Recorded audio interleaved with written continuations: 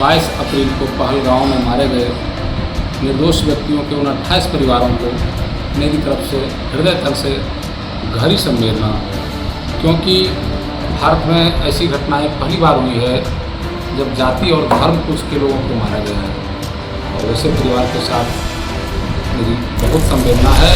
70 साल तक शासन करने के बाद उन मुद्दा पर कोई जो है सो समाप्त करने का चेष्टा नहीं की।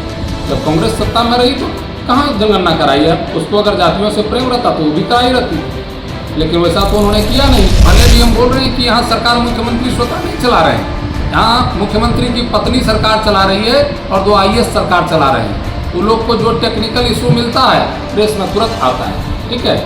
और कोई मैया को जो है सो पैसा नहीं मिलेगा, क्योंकि पैसा सरकार के 22 अप्रैल को पहलगांव में मारे गए निर्दोष व्यक्तियों के उन 28 परिवारों को मेरी तरफ से हृदय तल से गहरी संवेदना, क्योंकि भारत में ऐसी घटनाएं पहली बार हुई है जब जाति और धर्म कुछ के लोगों को मारा गया है, और वैसे परिवार के साथ मेरी बहुत संवेदना है।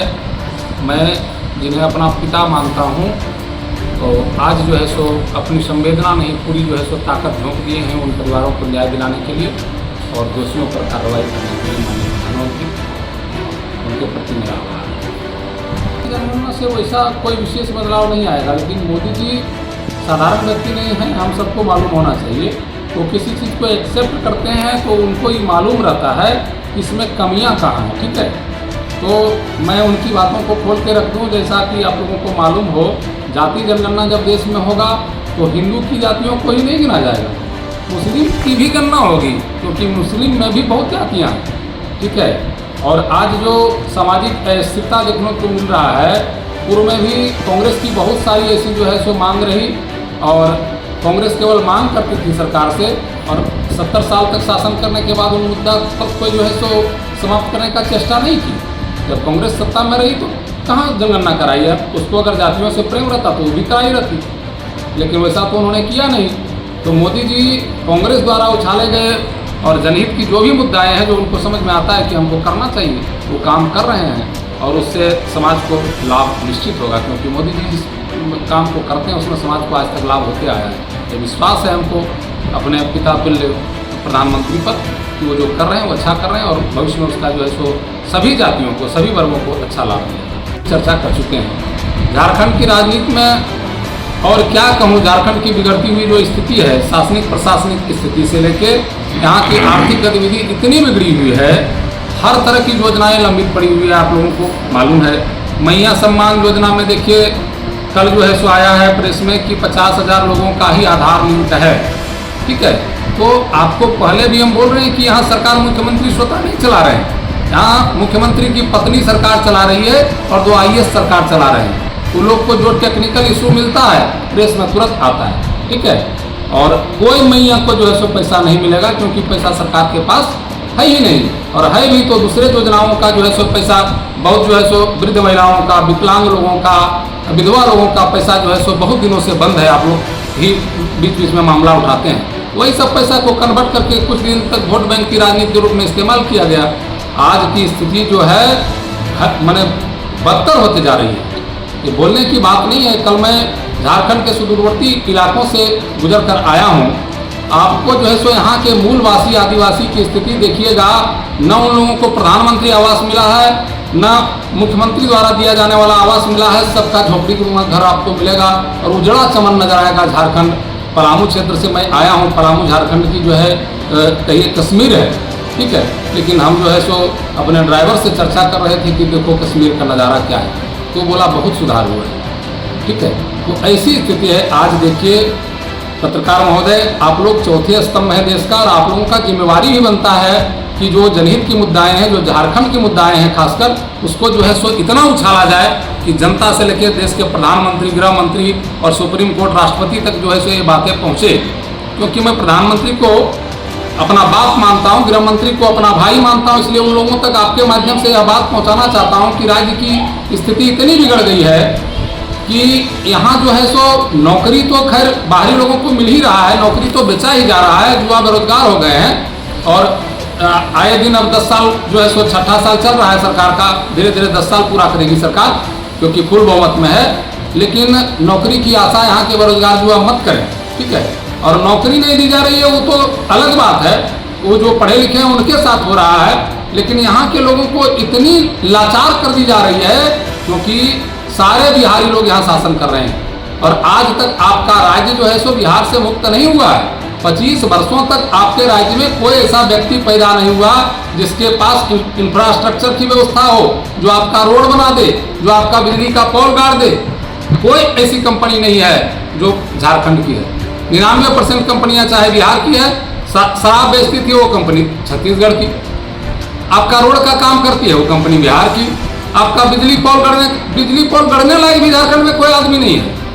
दुर्भाग्य की तो यहाँ बात है। और मुख्यमंत्री कहते हैं कि अबुआ की सरकार हम चला रहे हैं। कौन अबुआ की सरकार चला रहे हैं? बिहारी लोगों को साथ लेके IAS लोगों को, और आप जो है सो सरकार चला रहे हैं और बिहारी लोगों को लाभान्वित कर रहे हैं। यहाँ के लोग बेरोजगार हैं, सब जो है सो कोयला काटने में, पत्थर चुनने में लगे हुए हैं। यहाँ का पत्थर, कोयला, सारा जो है सो बालू सब यहाँ से बेच दिया गया, नीलाम कर दिया गया। आपको पहले भी हम बोले थे 150 सीट PGT का जो है सो बिका है राजस्थान में बैठ के, और एक IAS बेचा है, ठीक है। जरूरत पड़ी तो उसका हम खुलासा करेंगे, ठीक है। और वो जो है सो सारे सीटों को, जनरल सीटों को कंपनी के साथ बैठ के तय करता है जाके दिल्ली में, और वो सीट बिक गई।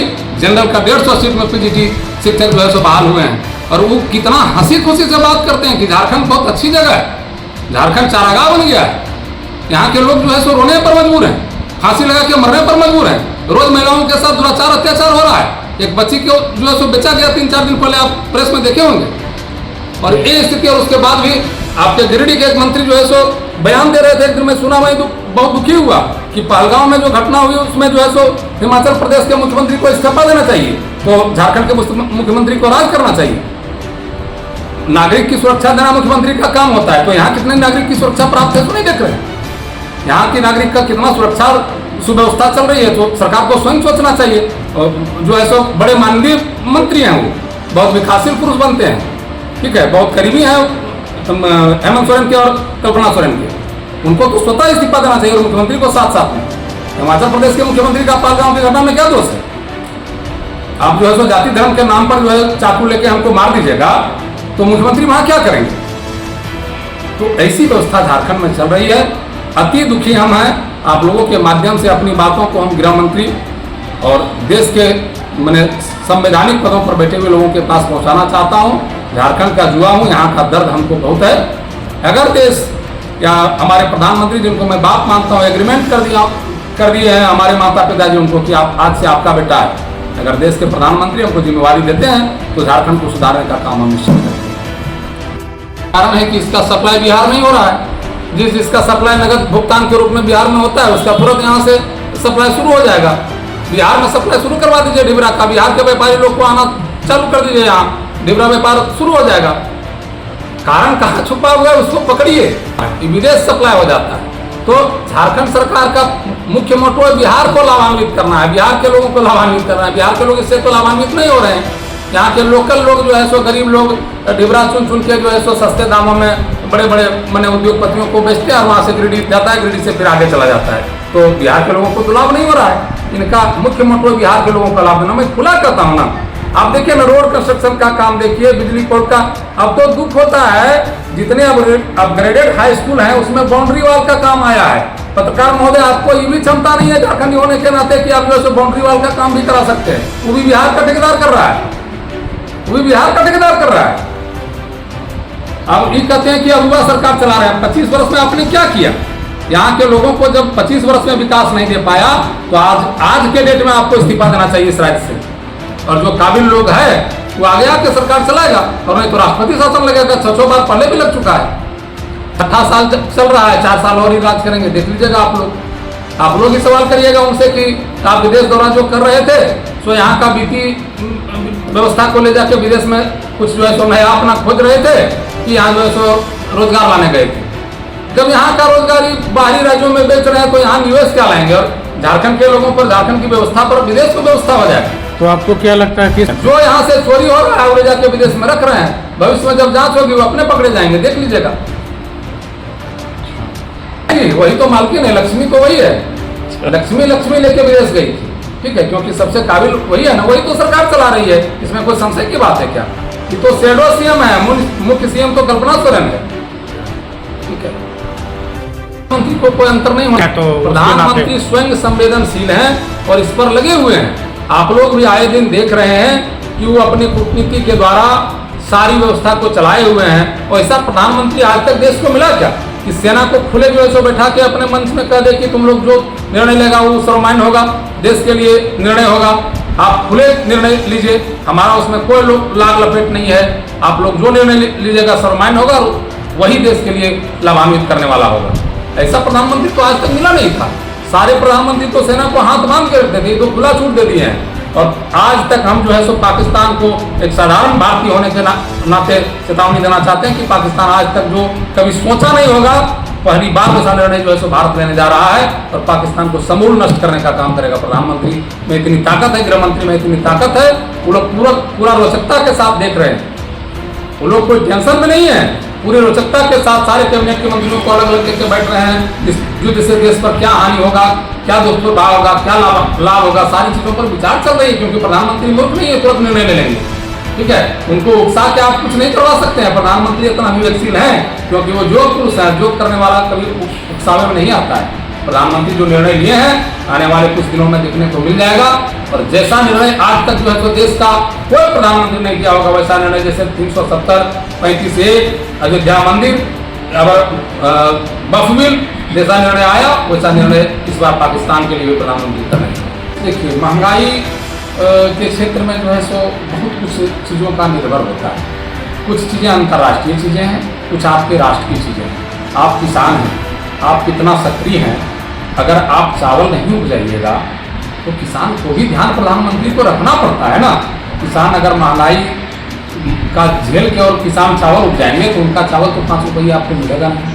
ठीक है, तो किसान पर ही निर्भर है महंगाई। पूर्णतः 60% चीज़ तो किसानों पर निर्भर है। तो यहाँ के लोग जो है सो जिस कारण से भी भारत के लोग मैंने उदासीन जो है सो कृषि कार्य में हुए हैं। आपके आज देश के जो कृषि मंत्री हैं, बहुत काबिल कृषि मंत्री हैं, सारे चीज़ों पर वो देख रहे हैं। और आने वाले दिनों में अच्छा निर्णय आपको आएगा। महंगाई पूरे विश्व में बढ़ी है, केवल भारत में नहीं बढ़ी है।